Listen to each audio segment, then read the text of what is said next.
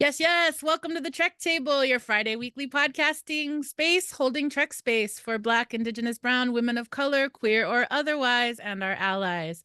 Shouts out to some of our OG Trek Table fan bam. You heard on that intro. Hi, Marie Wren. Hi, Maya Chinchilla. So great to have you all in our digital intro. Welcome everybody to the Trek Table, episode 49 of Trek Table. We're so happy to be here with you on Friday night at the Geekish Network. I'm your host, Dela, and today I'm holding Trek space for Dr. Colbert and all of his muscles and his ability to hold space for overwhelming potentials. I am your co-host, Claudia, and today I am holding Trek space for the power of apology. Welcome to our guest, Courtney. What about you? I am holding Trek space for the power of teamwork and good communication.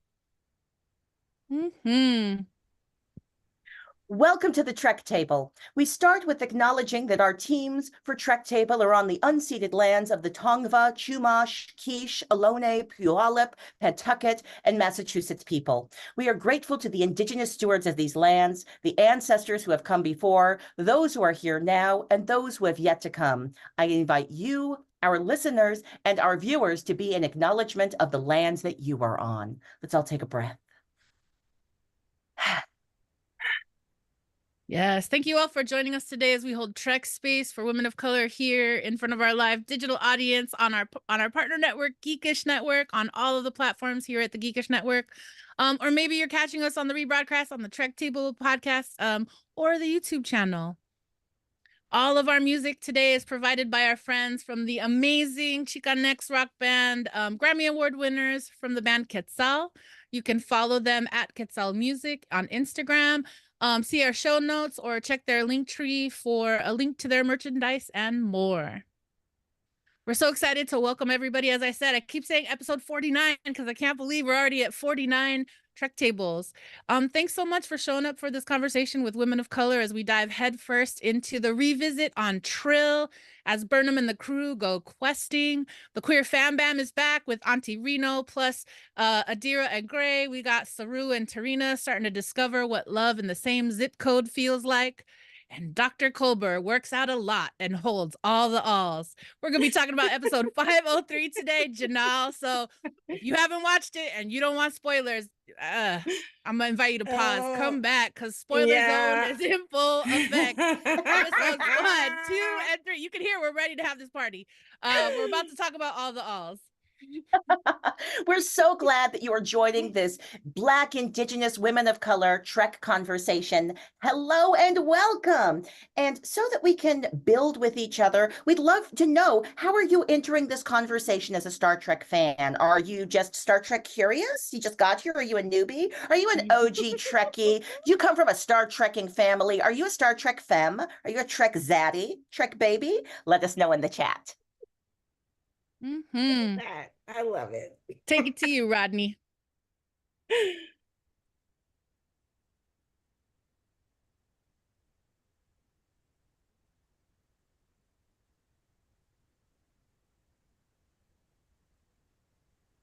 Yes, Star Trek Cup.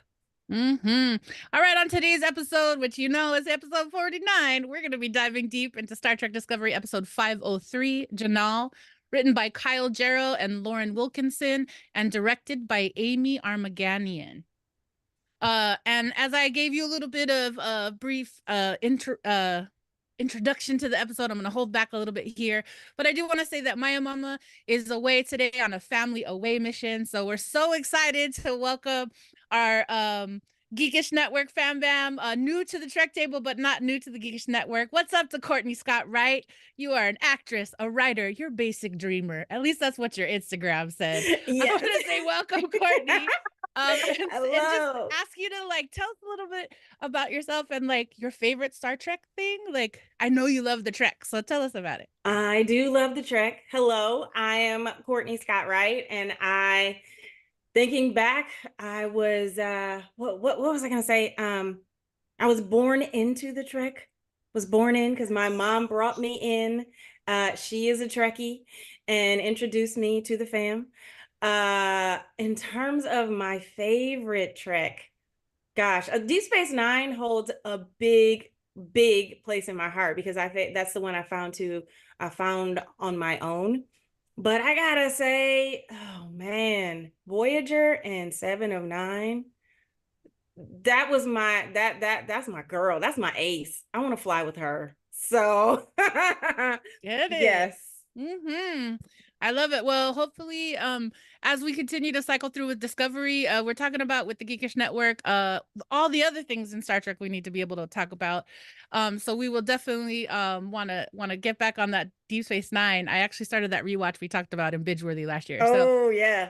Yeah, but I'm still like early. All right. So we're here today, episode 49 of Trek Table, episode 503 of Star Trek Discovery. I can't believe we're into the 3rd episode already of this final season. Today on the show, we're going to explore this episode a couple of different ways. We're going to play a Trek Table Classic, Popcorn Recap. Courtney's going to join us. We're going to see if we can tell this plot in 2.5 minutes. Claudia's back with some great Trek Table questions. I'm super excited to see what our friends in the chat are going to say. What's up to everybody in the chat? It's so great to see y'all. Already convo started. This is wonderful. We're going to talk disco design, even though Maya Mama's not here. I'm going to fill in a little bit. There's a lot of little design elements because we went back to Trill, so there's some cool stuff to check in about. We'll round that bend and we'll bring it all together as we talk about thematics, as each of us kind of explore what are some of the themes that we're into today in this episode. We've got a great signal boost, talking about really cool stuff that other women of color and culture makers are doing. So we're going to share that info. We're always going to have those final thoughts, that last thing you want to say about this episode, and then we'll end in gratitude. So I'm going to invite everybody to breathe that in. Lots of great stuff today. Go ahead, take your breath. All right, exhale. So as we jump in, we say welcome to everybody here at the Geekish Network. If you're in our chat on the YouTube channel, we want to invite you to go ahead and also check in with us. We like to go around and ask, tell us your name, your pronouns. What's your access check-in today? How can we create more access for all of us to participate in this conversation? And then, like Claudia told us just before that musical break, how do you identify as a Star Trek fan? All right. So Claudia, I'm gonna ask you to go first, and model for us. How you doing? Hey, this is Claudia. They, theirs, belongs to she, her. My visual description, I am an African-American woman with a big old afro sitting on the original Star Trek Enterprise. I think I'm in the spot Spock is usually in. And my access check-in is that my sarcoidosis is flaring up. But I might pull a face, and I'm not pulling a face at a Star Trek thing. I'm pulling a face at my sarcoidosis. Other than that, all my access needs are met. And I come from a generational Star Trek family, and I identify as a poly sci-fi fantasy fan. Let me pass it back to you, Dayla. Thank you. I'll go next. Hey, what's up, everybody? I'm Dayla. My pronouns are she, he, they, or Dayla. Filipinx mixed person. I'm sitting currently in front of an image of Michael Burnham's Ready Room. Grudge is in the back, kicking it. She a queen, so she's around. And I would definitely say I am a minutia loving Trek head. I am a poly sci-fi, and as Chuck helped me realize last week on Crosstalk, I am poly celestial because I not only love the Star Trek and the Star Wars, but the Stargate and the Battlestar Galactica and the Firefly and the Farscape. So poly celestial. But I will say, hardcore, truth be known, the only reason we have this show is because I love disco. And so it is my primary sci-fi relationship. I'm so happy it's back. I can feel the energy in my world shifting because Michael Burnham and everybody is around again. So I'm so excited to be here. And just, yeah, so that's me. Oh, and I should say I don't have a Star Trek t-shirt today, but I do have a Michael Burnham Let's Fly cup. So I'm going to say that we welcome all of the beverages. It'll be happy hour for some folks soon. So enjoy. All right. So that's me. We got to meet you a little bit, Courtney, and I want to invite you to just check in with us. Tell us your pronouns, any access needs. And I know you just said your mama brought you into the Star Trek, but how do you identify as a Star Trek fan? Wow. Hello. Let's see. My pronouns are she, her, and my access, I'm doing pretty good. I made it here. I'm here with everybody, and I'm so excited to talk about disco. I am currently rocking my inspired by Michael Burnham braids, as she has found her way back to the braided side of things, and therefore I'm ready. I'm sitting here in my Star Trek hoodie, and I am ready to be on deck with all of you. Let's see. Wait, what else do you have a way that you name your Star Trek fandom? How do you name it? Oh, like Chuck. Oh, like Chuck said. Yeah. No. I respect that. I'm definitely polycelestial. Love the Star Wars. Love the Star Trek. Star Trek is where I came from first, and Battlestar Galactica. I've never watched Farscape, but my brother, if he is watching this, he has been trying to get me to read Farscape for years, And now that I've heard others are also invested in it, I'm going to get he bought me the book and everything. He was like, I'm starting you off. So therefore, Okay. I am definitely in all the universes. Awesome. I love it. And we're inviting our friends in the chat. How you all doing? How do you identify? Great to see some returning friends. Great to welcome some new folks. Thank you. Well, our final business before we jump into our discussion about this episode of Star Trek Discovery, we want to name our Trek Table agreements. Welcome to all who enter. Whether you are a newbie or raised in a Star Trekking family, welcome. Let's build this space together. Whether you use Trek Table as your nerdy exploration or as part of your self-care ritual, Trek Table is a weekly space to put down the world for a second and come into Trek space. This is a space for Black, Brown, Indigenous, femmes of color to be a fan, a geek, a nerd, and explore the vastness of the Star Trek multiverse. Trek Table is also a place for allies to come, engage, and explore as well. This is an opportunity for our allies to hold space and focus on insights, perspectives, and experiences that you may not be familiar with. And now that we are all here, we remind you that we seek to build an environment of mutual respect and listening. We understand we're going to disagree, and that's actually part of the fun, but there's enough conflict going out there in the world and in the plot of Star Trek Discovery, so we don't need to have that here. So please, keep your phasers on stun. Yes. Great. So let's breathe in all these agreements. Go ahead and just find yourself rooted wherever you are, and go ahead, take a breath in through your nose and out through your mouth. And now we begin. We start first with the Star Trek questions. We're posing them to our Trek Table assembled here and also to everybody in the Geekish Network YouTube channel chat. So I want you to answer this question. What is your favorite non-humanoid alien species?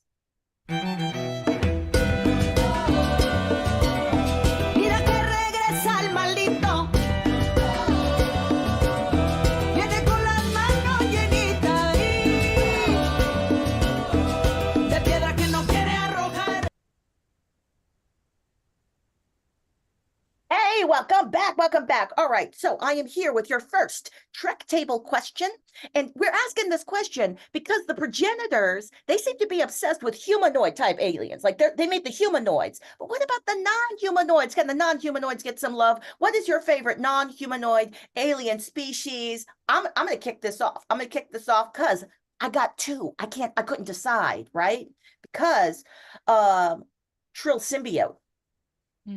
Right? Like I got very excited about that one because I was like, it's inside a humanoid, but it's not a humanoid, and it's an alien. It's its own alien. I also I think it's interesting the changelings. They're non-humanoids. Like Odo is shaped like a human, but they're not humanoids. They're goop. How about you, Dela? What's your favorite non-humanoid alien species? You know, I would have probably had a harder time answering this before the end of Star Trek Discovery Season 4. I'm going to totally go with Species 10C, which I'm curious if we ever found out how they named themselves. I really found it fascinating that it was about emo hydrocarbons and like communicating in ways. I mean, and y'all know I love to talk. I love the words. But there's just something really powerful about feelings being a part of a species' way of being. So that's what I'm going to say. Yes. And okay, so I have a question then in terms of the definition of non-humanoid, meaning like not Vulcan, because that's humanoid. Would that be considered? Vulcan's a humanoid because like here's the deal. Vulcan's got arms and legs, and they pretty much they look like a human with just a little bit of makeup on. Got it. That's why I wanted to clarify and make sure that I knew exactly what we were talking about. Oh, wow. Okay, so my introduction to Star Trek was the Tribbles. Yes. So therefore, the trouble with Tribbles. Gonna have to go with a Tribble.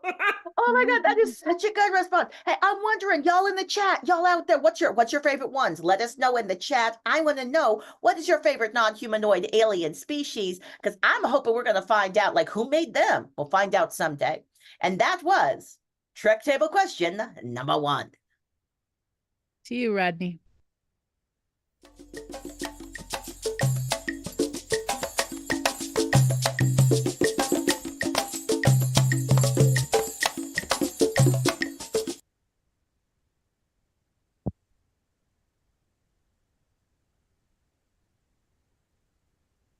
All right, we are back. I was just seeing in the chat, Randy's asking if the cues count. I know that. I was thinking that too. I love it. I love it. Wouldn't that be a humanoid? Because I was gonna say Ferengi, but Ferengi, is that humanoid? Ferengi are definitely humanoid, and the Ferengi are related to everybody according to the progenitors. But the Q are whatever they want to be. For sure. That was like John Delancey was just wearing a human suit. Well, I mean, Q was just wearing a John Delancey looking suit. I love it. I love it. Okay. So I took us back to the Trek table question. They are so compelling. All right. So here we have come to the point in the show where we like to try to tell chunklets of plot together so that we can try to help recap this episode. But we do it as a game and we call it Popcorn Recap. The game is simple. We collectively as a 3, thank you, Courtney, for agreeing to play today. We have 2.5 minutes to try to tell chunklets of plot along all the major storylines of today's show. Today, we're going to retell the story of episode 503, Janal. I think we could do it. Take a breath, Trek table. We're about to go. Rodney, and we are ready when you are. Take a breath.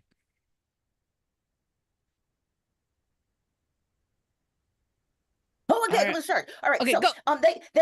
They're all traveling to Trill, and Adira is so nervous because she's been absent, or they've been absent from Gray for like 6 months. And Auntie Reno is back in this episode, and she's talking to Daddy Stamets about, aren't you concerned? And like, oh, I'm being a little woo-woo asshole conversation because I'm listening to Adira, and oh, young heart's about to break. They have to answer the heist puzzle, which is what planet features the coolest counselor from TNG. Ooh, and then Culber volunteers to have the old Trill enter his body, doing like a Shantara type of Trill kind of ceremony. And he says that he does emotionally overwhelming the best. And so Book and Michael and Culber as Janal set sail or walk into this dangerous mini heist psychological test in the canyon. We're in a canyon again.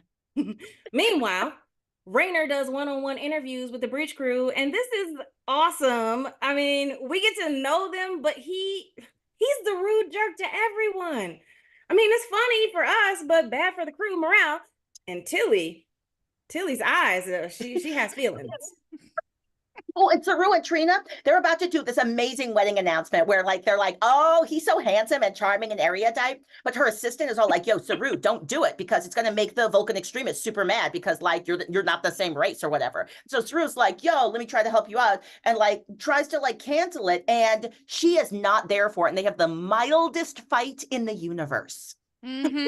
Meanwhile, Book and Michael are having some old school, remember when we used to be on adventures kind of moment, as they fight these angry alien animals, but it just turns out it's a mama protecting its young so that they can protect the clue. And then, my favorite thing is Burnham using her xenoanthropology, let's go approach it like I would as a scientist. Go. And now, okay, here's Tilly, in her Tilly way, which is kind of nice, but a little bit stern, tells Raynor off. And then he's like, okay, you know what? Thinking to himself, his emotions are saying okay, maybe she's right. But later he comes to the bar with a very awkward kind of apology, but tries to showcase he really was listening. So that's growth, right? Yeah. And Stamets was inspired by Reno's half-life comment, not to protect Adira or do anything emotionally good for them, but he thinks the progenitors could possibly be used to make the dead come back to life. And now I think he's going to become Frankenstein, and that's going to be the whole arc for the rest of this. Oh, wait, we're out of time almost. We did so good. We're almost there. Can we finish describing it? I always want to. Okay, all right. Okay, all right. finish. Okay, so just to say, we were close, y'all. We were 4/4, almost 6/4 of the way through. Go. It's you next. You're next. Oh, it's me. Yeah. Okay, so yes. So then we flash back to Federation headquarters. Saru apologizes to Trina and they make up. And it turns out that having a politically savvy move to tell the truth, because she wants her constituency to know the truth, it may also piss off those Vulcan extremists. Oh my gosh, so many things. And now we're back on Trill, where Adira and Gray talk about their changing feelings, and they have the most amicable breakup ever. Adult relation style. I can say I was like, did they? I wasn't really sure because they seem real like comfortable still, but they did. Gray at the end, they're kind of like at the funeral or the letting go ceremony for the old Trill. And Gray is saying all this deep stuff that kind of wraps everything up. And we're seeing flashes of everybody else. But at the dawn, Maul has just put a tracker. Maul was undercover in disguise on Planet Trill and put a tracker on Adira. So we know the next episode is going to have shenanigans. And the very last little story beat is Burnham goes to check on Culber. Culber's got himself a whiskey. He's sitting in the lounge, and they have a very deep, captain to doctor, but also homie to homie conversation. And I believe that is all of the things, all of the plot points. Friends in the chat, curious, did we miss anything? We went there, but that's amazing. And whew, look at us, already done. And that was Popcorn Recap. If you are enjoying Trek Table here on the Geekish Network, why not hit that like and subscribe button on the YouTube? Ring the bell, receive notifications on new Trek Table content. Do it. Get it, Rodney.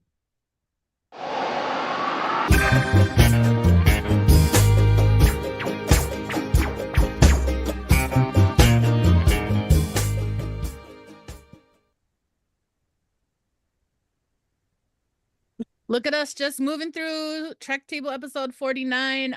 Welcome. We're already here at Discovery Design.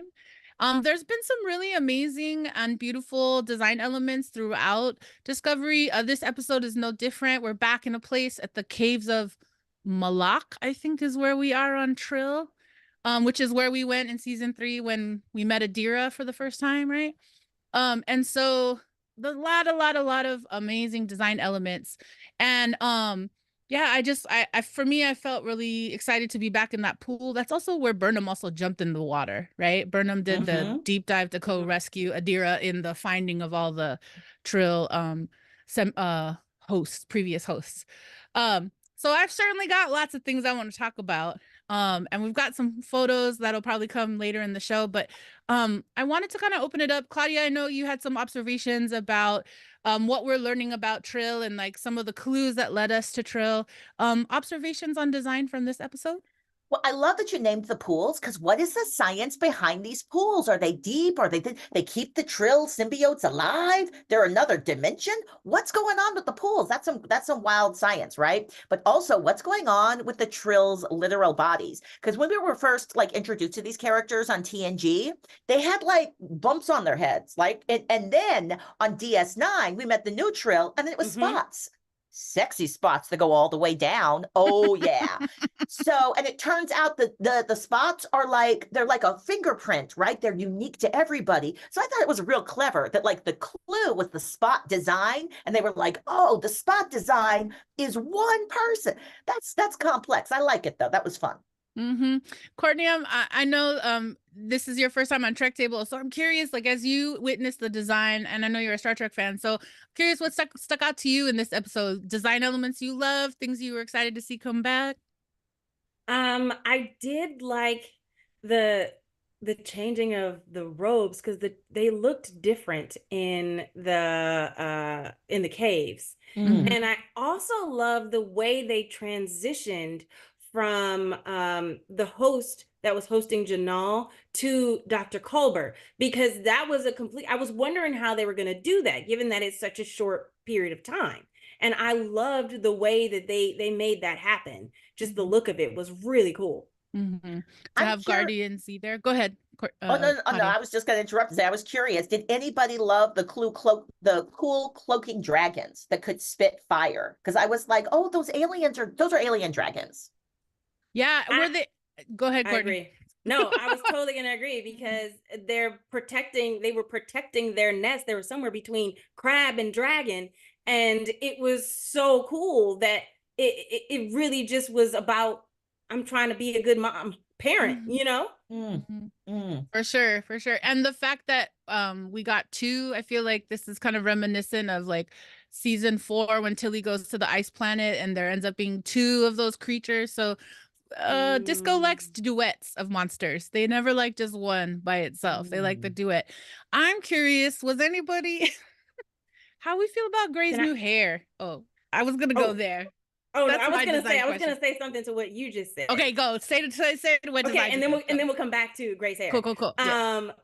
There was a lot of twos today in this episode because it was the two, Michael Burnham and Book. It was Gray and Adira. It was Tilly and Rayner. And then it was the two who were trying to protect the wound, which everybody was trying to protect. Everybody, even Stamets and why am I blanking on Reno? Yes. So there were a lot of duo action going on in this episode. And even Saru and Tarina, right? We get Saru and Tarina, yes.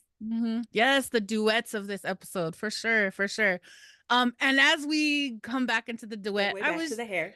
I was really struck by the adult convo that we've discussed that Adira and Gray had. And I was just looking at them and I was like, wow, what an exciting aesthetic display of different ways of gender expressing itself in Star Trek. To see Adira be almost baldish, but like super cut tight to the head, versus Gray's like got all the bangs, got all the long hair, like just doing the fashion, being in his best life. And so I'm just curious, do we like the new mullet? I don't know if I miss the old Gray hair. I mean, it looks fabulous. I'm not trying to critique the fabulosity. I was gonna say, I think that Gray's hair is fabulous. Like, it feels like, you know how you do it up for the Oscars? Like you got a special event and you got your hair. And I was like, oh, this is special Trill service hair. Like, you know, there's company coming over, you know, they haven't seen Gray for 6 months. They want to look good. Yeah, they got a nice bang trim so they could like be looking good.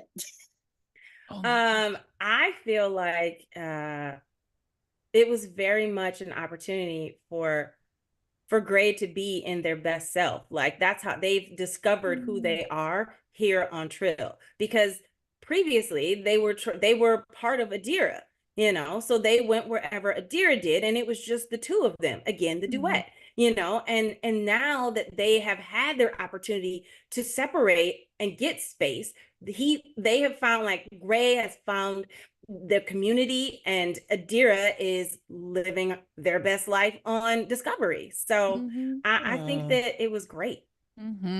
Yes, go ahead.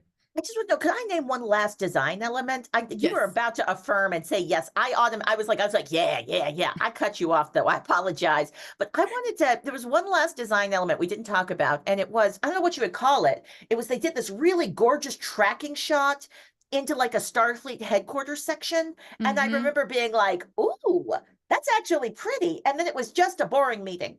And I was like, wow, good job, Star Trek designers, because you made that place where Saru was having a boring Starfleet government meeting really cute.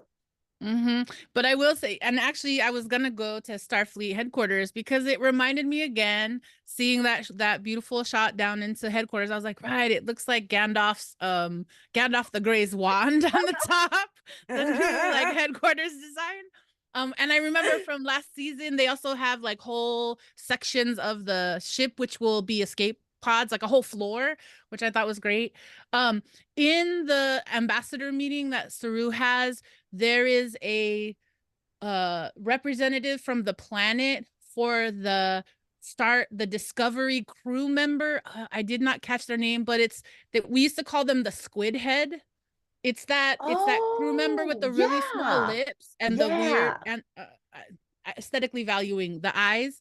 But so I just want to name, like, we got a lot of different aliens in that shot, and hopefully get to, like, there was almost like a lizard cobra. Yeah, like that with the red and like the neck flaps, super cute. There was only 2 non-humanoid aliens on there, but I didn't mind. For sure. And then go ahead, Courtney. I was gonna say, I enjoyed the opportunity to see the different aliens and the discourse they were having in that ambassador meeting. I will say, though, I did miss Saru on the missions, and that I I'm happy for Saru. I really am. I was like, oh, you're doing such great work, but maybe you need to go visit Disco.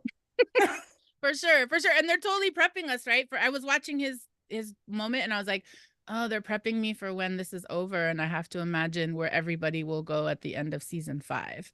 So I think that the other design element I want to bring up, and then we can hop out of design in just this next minute or so, is that we get to see Saru's new office and his new kind of assemblage of what his office and his plants will be. We don't get to see what his and Tarina's quarters look like, but at least we get to see Saru doing the arboretum action, right? In his office. I thought that it was a great opportunity because when Saru started the arboretum, arboretum, so close. When Saru started that on Discovery, it started out much like his office is right now. So I love that they brought that back, because this is an opportunity we've now seen how it's going to grow on Discovery. So I'm looking forward to seeing the transition and how it evolves during the rest of the season. It's also a really unique design element. You rarely see actual plants in Star Trek if they're not on a planet. So I love that, like, it brings life into these sort of almost sterile futuristic settings. So I liked it a lot. And that was disco design. I love disco design. And now we come to Star Trek question number 2. You must answer my question. And the question here that, again, I'm posing it to everybody here on Trek Table, here assembled here, everybody in the Geekish Network YouTube chat. We finally got to get to know some of our crew members. It's a big crew. Who's your favorite bridge crew member, now that we've found some details about them? Get it, Rodney.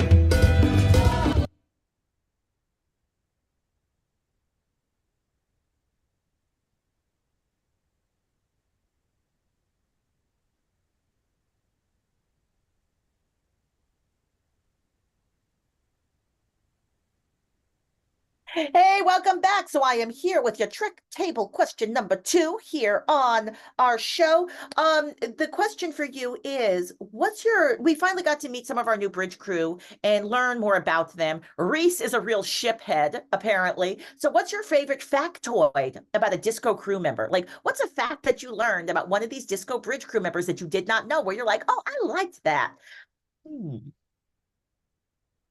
And yeah, I'm gonna say, go ahead, Dayla. Thank you. I first of all want to give Tilly props for navigating who I'm calling First Officer Cranky Pants. That is my new nickname for Raynor.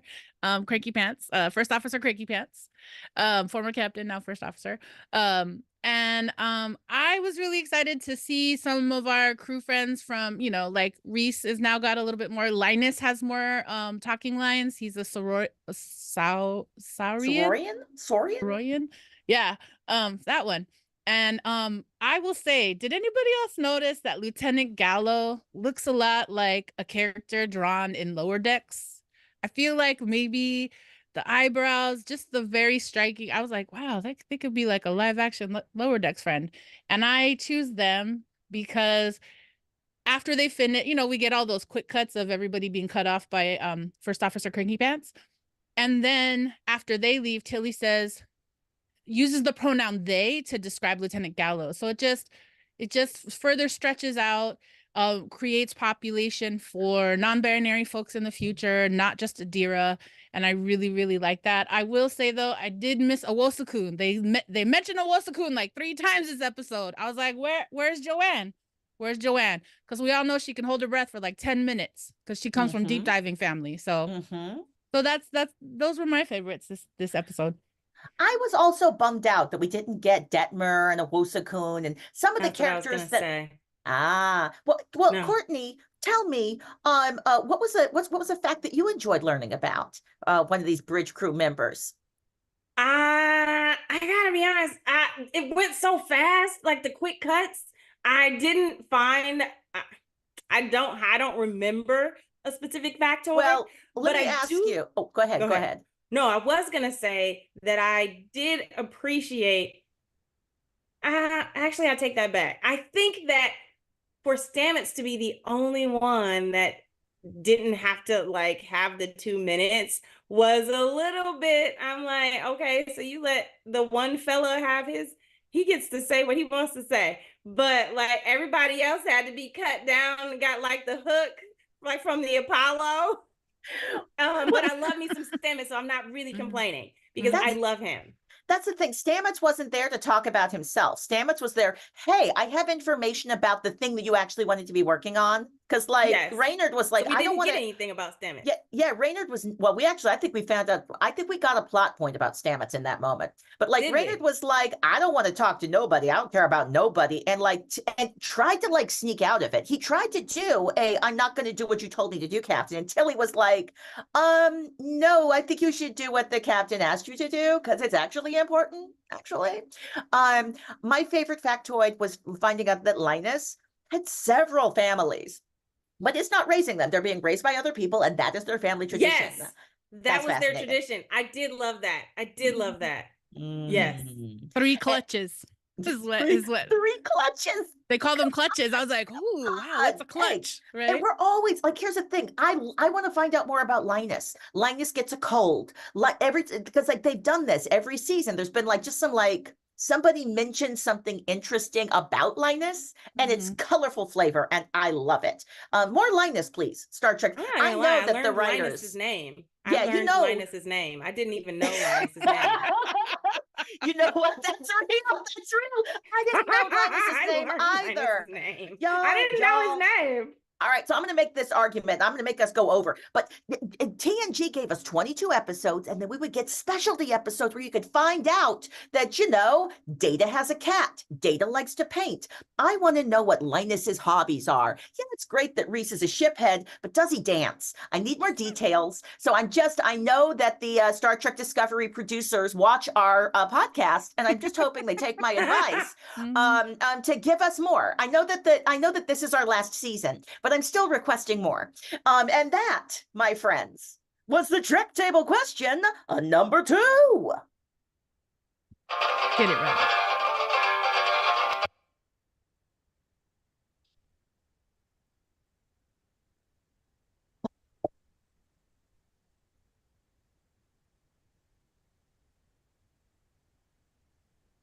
Awesome. And with that, we are back to thematics.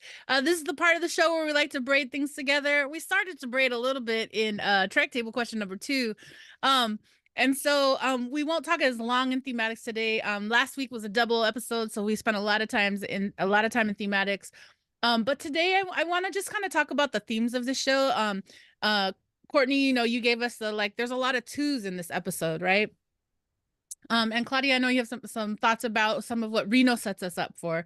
And I would just say, for me, the fact that this episode is named Janal, it just makes me think about how Discovery is still trying to ground itself in Trek canon. It's trying to take us back to places we know. And I think it's also starting to give us, we're starting to see the off-ramp and the goodbyes. Like I mentioned earlier, I do think the Saru leaving now is a way for us to start to low grade prep ourselves for the end of this series. But there was so much teamwork, there was so much of a journey, and I just want to invite us to think about, Burnham says at the end of the episode she is still searching, and Janal says to her that they set up these tests because they wanted to make sure that people were worthy. And so one of my fun thoughts is just they kept calling them the Seeker, and I was like, oh, Burnham is my favorite seeker more than Harry Potter, right? So just to go across the universe there. But there's definitely some seeking, there's some duets, and we're on a lot of journeys.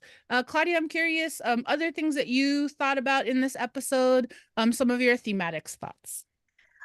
Yeah, big thematic thoughts are power of apology. There's just it was all about, but it was not only the power of apology, it was about how do adult people navigate the imperfections of relationships. And we're set up at the top of the episode with Reno clocking, oh, there's trouble in paradise. And as an audience member, we're kind of cued in or queued up to want the relationships to last forever, to want our 2 people to get together and be romantic, and that's the end of it. I appreciated that this episode had a lot of characters coming together, coming apart, and then finding a middle path. I felt like they all found middle paths to I don't know, work through their conflict. So that felt like a big thematic thing in the episode. Mm-hmm. Mm-hmm. And we certainly got to see kind of this repetition as you just kind of set us up for. Courtney, I might have another question, but I just want to see other thoughts that you had, things that stuck out to you thematically in this episode. I know you already talked about those duets. Yeah, just to kind of to piggyback, I think that as a whole of the 3 episodes that we've seen thus far, it seems to me that relationships are a series theme that is happening, because even in episode 2, when they were in that desert bazaar, when Michael and Book had that conversation, it was the first time that it was their conversation was very like thought out and compassionate, and it's this idea of learning to let go. So I feel like they're almost trying to set us up to discover how we feel, pun intended, about this idea of the break, which we are breaking up with them. Mm-hmm, mm-hmm. And as you say that, that reminds me that, you know, they have that whole moment when Burnham's trying to figure out who the away team is, and Book's like, put me on, coach. I want to go. I want to go. And she's like, I don't know. I got to think about it. And then they get to this moment where she pauses and he's like, this is the part where you ask me if my personal feelings are going to get in the way. And so it was just really definitely a callback to that moment they never had in season 4 when he decided Tarka was his best friend, boyfriend, homie boy. I don't know what that was, but I think he also just needed to attach to somebody else who had grief. And so I really feel like off season, off camera, Book has been through this process. We've heard about it, and now we're seeing it show up in the episode. We're seeing him be a lot more communicative, you know, as trying to handle this. And yet they're both still searching for the duet that used to be them. The Burnham and Book that used to, like he said last week, like they're in love, they're jumping off cliffs. Like he's totally he's shipping his, you know, he's missing his own relationship. So, yeah. He also, I think they're showing growth of Book as well, because of the way he reacted and went on that journey with Tarka, that knowing now who Maul is, you know, like there is that growth in him still being able to focus on the missions. For sure. I'm curious, last thoughts as we because we're kind of coming to the end of Trek Table. We have so much fun, like the time is going fast. Claudia, last thoughts about thematics and kind of big picture things that Discovery showrunners are giving us in this episode. Well, this is my big question. Well, I have a couple of questions, right? One is, what's up with the relationship with Gray, right? Like I was actually a little bothered by the way that Culber and Stamets are so loving to Adira, and I'm like for a while it felt like it was Adira and Gray, and Culber was like being so loving to Gray, and then this episode I was missing that, so I'm hoping that they do something that brings that back. But in the episode they talk about how like Culper's like, or Culper as Janal is like, you can't have this thing unless it's a time of peace. But what does that mean? Like Michael Burnham pulls a face. She's not sure it's a time of peace. Like, what does that mean? And then what did Trina say when Trina was like, yo, we can't lie. We can't lie to my constituents. Conflict is a natural way of life. You got to go through it. And then of course, you know, you've got Reno being like, things fall apart. There's half-lives. So I feel like the showrunners are setting us up for a closing that will be imperfect. And I like that. I like that they're prepping us for this journey. Yeah. Oh, so many nuggets. Can I ask a question or to remind, like both of you remind me? Because I also was bothered by Culber's seemingly less warm reception to Gray. And I just I want a refresher. Was Gray returned to their physical why do I not have words They were today? they were put into a robot body, a Picard style robot body. But was Gray with them for a long amount of time, or was Gray still part of her that they like, just to remind me? Because I remember Gray and Adira together, but I don't always remember if Gray was actually in the body. Half of season 4, Gray was in a robot body, and they're Half on the of season ship. 4, and they were on the ship. Yes, and it was awkward, right? It's awkward because, like, who are you when you're a part of someone? Like talk about separation, right? Like I think about like being in a relationship. That's being like super entwined. So I feel like it's actually very healthy for them to be separating like that, just as possibly it might be healthy for all of us as audience members to separate from Star Trek Discovery. I hear that. I don't know that I feel that way.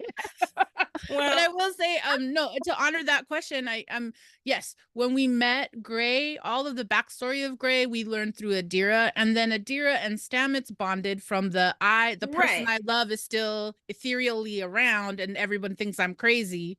So Stamets felt like, oh, I could be your space daddy because I get it, boo. Then when they were in the planet with Su'Kal, where they figured out the burn, Culber got to see Gray in the hologram, right? So actually, one of my final thoughts was going to be this, but I'll say it right now. I love that now Culber has a bonding opportunity with both Adira and with Gray, because he has had another consciousness in his body. So as the space daddy to those two, I think there's some long-term space daddy support and love, because Culber understands the duality of the consciousness. And so that was going to be one of my things, is like, you know, Stamets loves Adira, but Culber always saw Gray first. So I think we just missed that opportunity to see that closure in that final scene, because they were so focused on letting us see Maul drop the little spy thing on the sleeve of Adira. Right. I think so. I think so.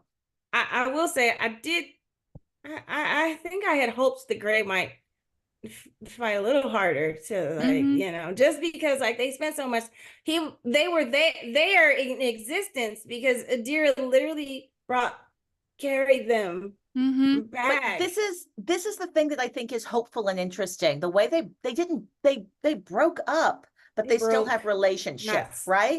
Right. Where it's like, so I'm excited to see what it evolves into. And that brings us, I believe, to the end of our thematic section.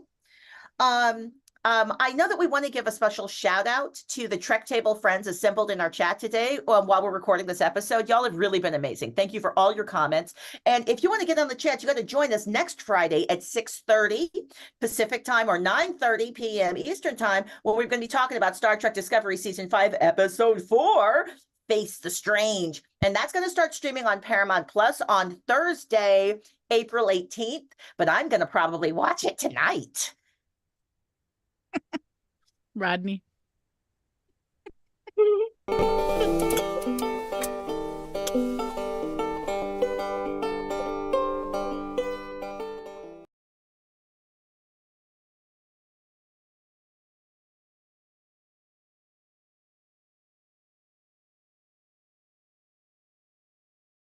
Amplify and highlight the work of women of color content creators, community builders, and world shapers.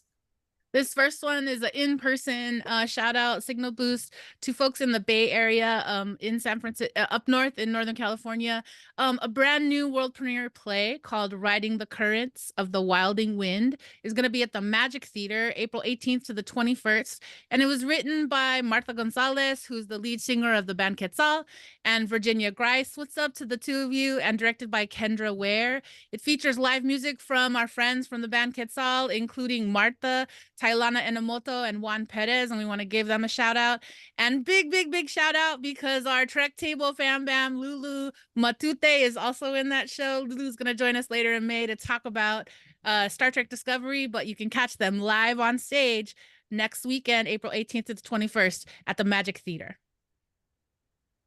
And I'm going to take this moment to tell you all about The Garden. This is a 24/7 drop-in gather town space for COVID safe BIPOC folks. So basically a whole bunch of Black folks, they were meeting together in Discord, and Jay Mays and their collaborators, they built an entire digital space that's almost like a video game. And you can go to it at meetatgarden.com. Awesome. And Courtney, I know you've been our special guest today. Anything you want to pump for us? Maybe a binge worthy or somewhere else that we might be able to catch you? Yes, you can catch me Wednesdays on Binge Worthy, where I'm just completely blanked about the show that oh no, they're Fallout. The next show is Fallout. That's what they'll be binging. I don't know if I will be on there. I have scary issues with people with scarecrow face, with the mask, from the Wiz. That's yes, I'm working through my of all of the different characters that are in Fallout. Well, we are excited. I don't know if I'm ready, but they will binge worthy. That's where you find me. And also on Instagram at Courtney Scott Wright. Well, we are all very excited to see you on Wednesday on Bingeworthy. I'm excited about that. And if you know of a woman of color content creator, a community builder, or world shaper that we should amplify, would you please drop that in the chat or reach out to us over Instagram? Thank you so much. Instagram at Trek Table. Get it right.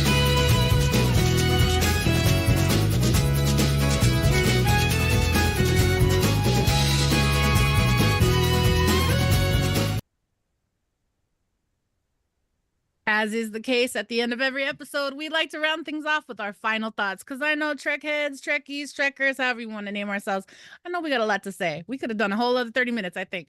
All right, so I'm going to go first with my final thought. I did share part of it already, but I'm going to read what I wrote. All right, so my final thought is, I love that Dr. Colbert has been mentioning his abuela the last several episodes.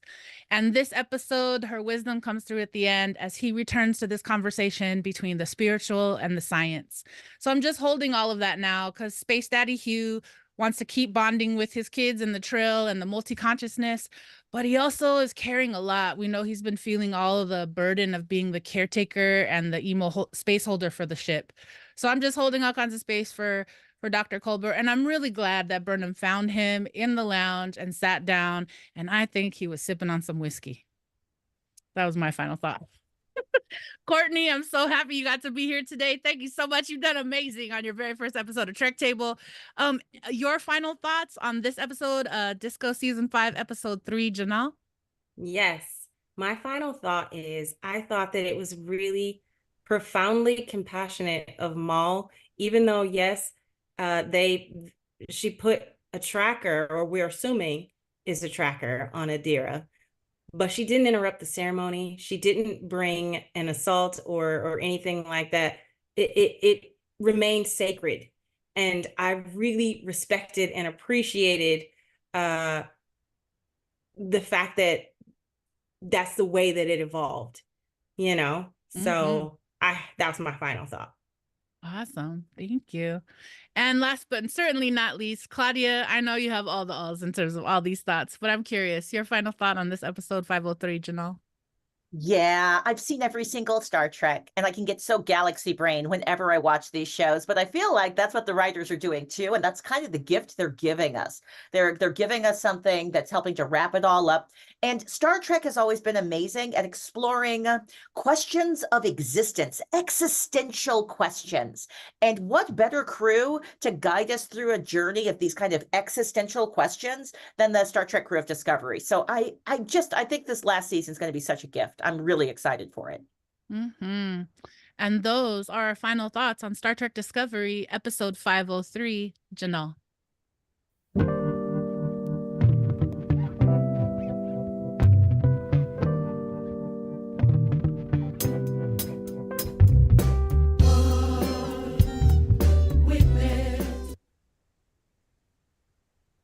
And as we like to do here at the end of the Trek Table, we want to end our show in gratitude. If more people just said thank you in the world, I'm curious about what would happen. This podcast, this live YouTube experience would not happen without the support of our village. And first of all, I just want to say thank you all for joining us at the Trek Table. Get a first look at your Trek Table questions, inside scoops, and more when you sign up for our mailing list at trektable.com.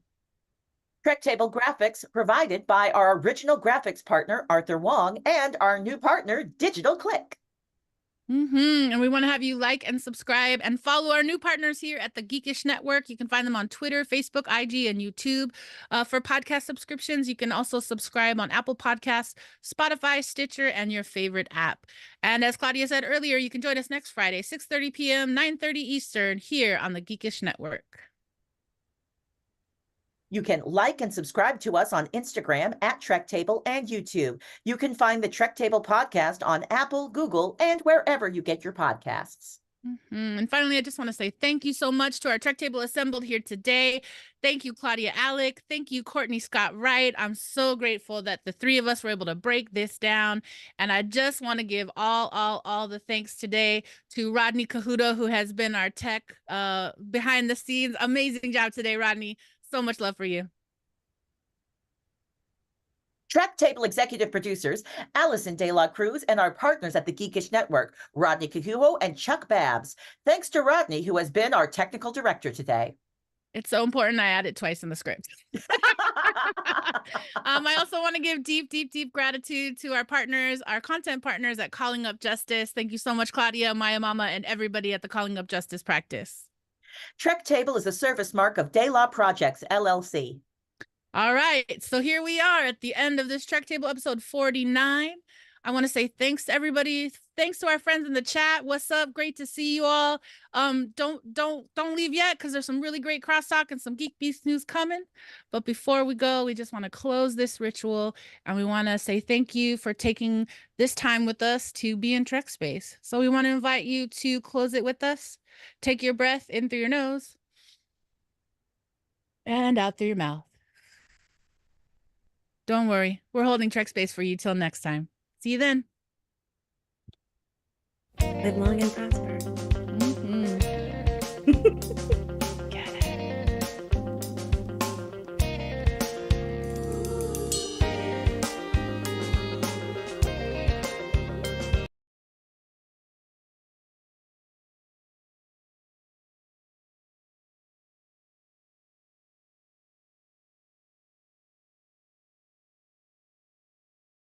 Look at us, ready to do the crosstalk. Wow, crosstalk. Hey, everyone, how y'all Ooh, doing? is that like- Hey. Hey. Yeah, Courtney and Daylight and Claudia, how y'all doing tonight? Pretty good. Randy, we don't see you, Randy. I'm coming. All I in. see is Black we- Panther's pets. I see T'Challa Black chest. Panther's I know, chest. which Yeah, I'm never gonna yeah. complain Yeah. about. I know, I'm not Yeah. mad. I know. Let's That get was some- intentional. some No, it's not. You want- You That was- you were doing Yeah. a I was doing that reference for to you. Dr. I was doing Culver. that exclusively I for you know. ladies. Right. That's Thank it. That's you. it. That's It what was- we were doing. Yeah. That's what I was doing. How are you all doing? I Kinda can't got wait it, to yeah. watch your shows on Rewind. I have to Mhm. get through season 4. season 4. You're still in it? You're still in Yeah, it? I'm still in You- it. Ooh. Did we not do season 4? I don't think we did I because I swear can't we remember. did. I've Okay. seen We it. did. I think I was away on business. I think At Chuck the was time, away. I Well, was I'll- away. I think I'll y'all tell did you when I was away. this. Don't Uh-huh. worry about spoiling yourself. Just watch some episodes. Watch them out of order. Just watch an episode. See what happens. It'll be fine. I'm Claudia. I give you responsible advice. Just watch some episodes. Watch whatever order. I should just jump to the finale, then rewatch it. it. For Just do sure. For sure. For sure. Okay, wait. I know that y'all about to do news, but could we talk a little bit about Star Trek Geek News? Is that in your agenda That's tonight? great. It's not Is in that it. okay? Talk about it. Bring it up. Bring it up. Okay. Yeah. Oh, yeah. We have sad I'm all news. about it. We have both happy news and sad news. Let's start with the So- sad news first. and Sad then we can- news. Paramount gives us one hand and takes us with the other. And yeah, today's Star Trek Land on the Star Trek Instagram that they reported that Lower Decks is only going to get 5 seasons. And Yeah. Yeah. Yeah. that's the sad news. you. Like, That's why one of are the the best black women shows. captain I know. shows going That's one of away? their best shows. I know. So there's a And- whole statement. Go. So is this the last season? This upcoming Mhm. season? Yes. Mhm. Mm-hmm. Okay. They don't want to But- be the animators. Is that what they're doing, or they just want to see But- black It's people? Here's the probably be the good whole news. streaming thing. All of this stuff is going to collapse. I hate to be the bearer of bad news. You're All the completely streamers right. are going to collapse, and they're losing money. And they're not Yeah. as dumb as Zathloff, but everybody. But Lower Decks is on TV too, right?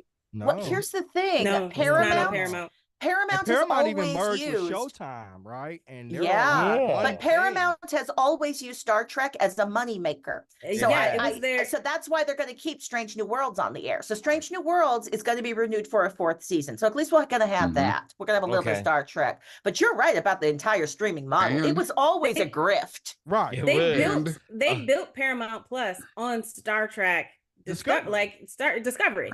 Yeah. Like that's how And- they opened the streaming service. And at CinemaCon today, or yesterday, they also announced that Star Trek has a brand new movie, Star Trek Origins, that's coming out. That is about the USS Antares, which will be set several decades before the reboot from 2009. So You that mean was announced as well. before First Officer Cranky Pants is the captain? Yes. Yes. Okay, I mean, I'll watch that. I'm easy. I'll watch anything that's Star Trek. I'm excited. Oh, Yeah, that's so crazy. like you said, on one hand, Paramount taketh away, and on one hand they give us something. So, and especially like Randy was saying, that their streaming is failing, and they've been looking for partners. They really want Apple or someone to buy them, to partner up with them, but they want to be bought out. But you're right about them really loving and pushing forward Star Trek. So that's why they jumping into another movie, because that's a quick, nice amount of cash with, as well as they've been doing with the TV series. I am saddened though that the 2 shows that are captained by Black women are going away. That is sad. Yeah, that's sad. Because Lower Decks is awesome. Well, they might have talked to Typical. David Zavlov and said, "Hey, we're going to do what he does," and not he quite says, "I'm how gonna I make say this his for name. Middle America, make it for Middle America." So I gotta get rid of the Black people.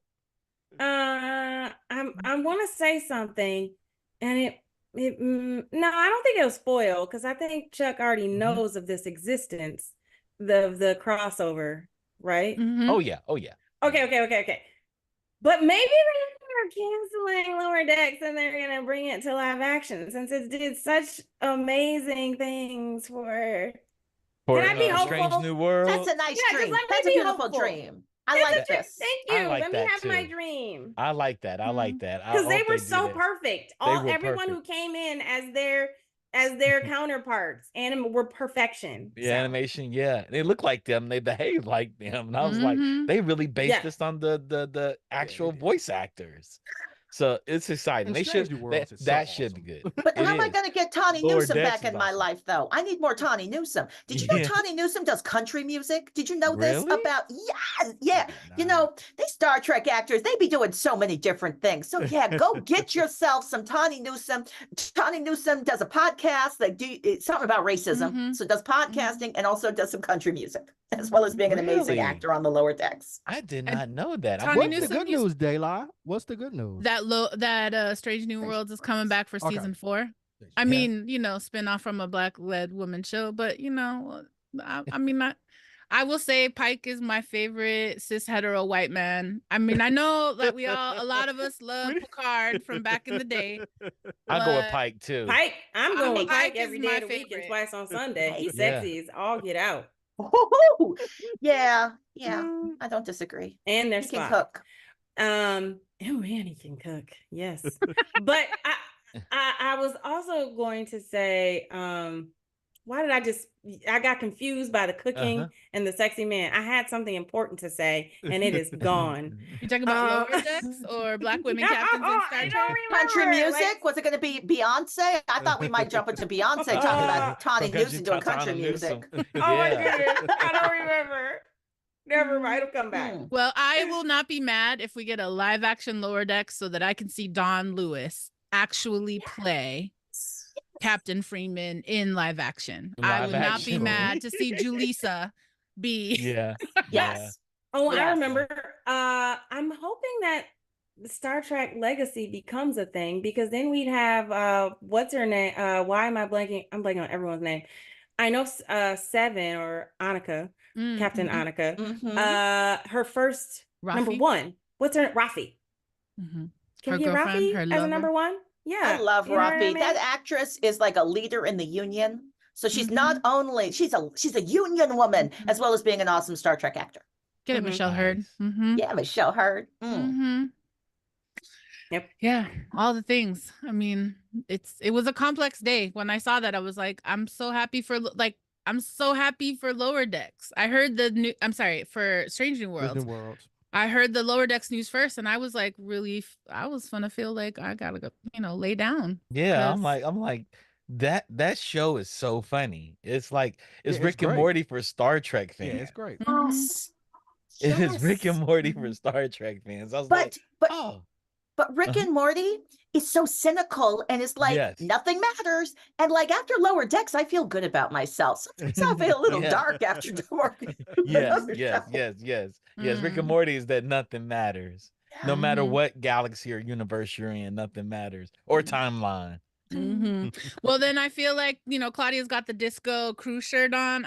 We should get some Ritos. Yeah, shirts Ritos. Right. They sell them in the Star Trek show. I mean, in the Star Trek shop. So do they? They do. They sell the Ritos exactly in the same font as the disco shirt that Claudia's got. Okay. I'm gonna get a Ritos because there's no reason why not to have it.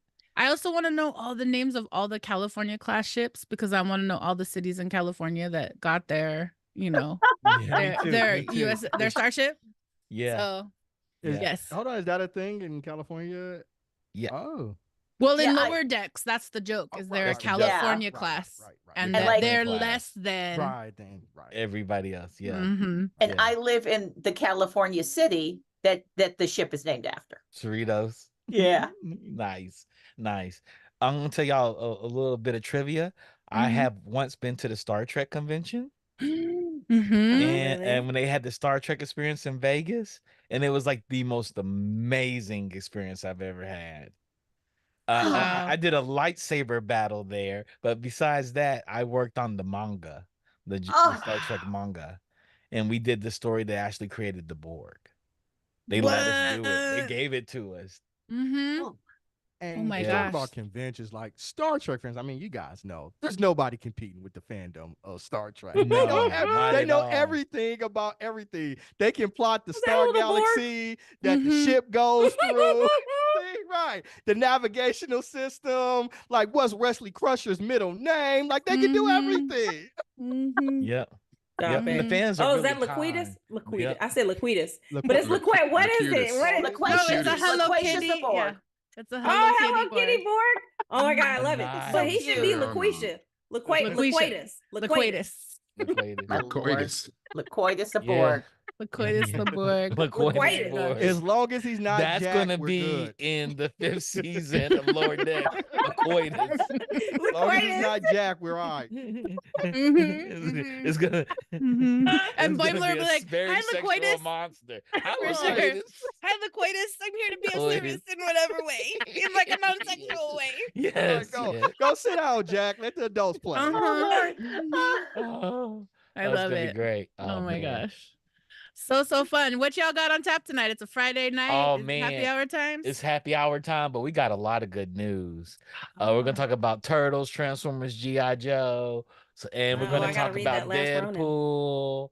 We're gonna talk Avatar: The Last Airbender again. Again. Yeah, I got questions. That came out at CinemaCon. Like, what does it even? Because it's called Aang, the Last Airbender, and I'm really confused. So they're doing another one.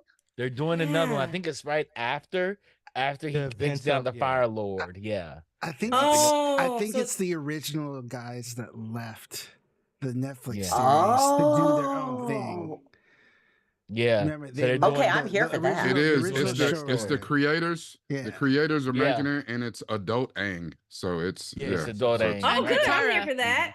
So we get to see Aang and Katara be adults with each other. Yeah. Yeah. If it's adult. And adult Zuko. We getting some Zuko in there too. I'll just say I'm down to see it because I like what they did with the cartoon. The live action, it's missing some things where I was like, this feels like a photocopied where you got something wrong, where it's not quite right. It's very go watch our adult. binge-worthy It's adult. episode.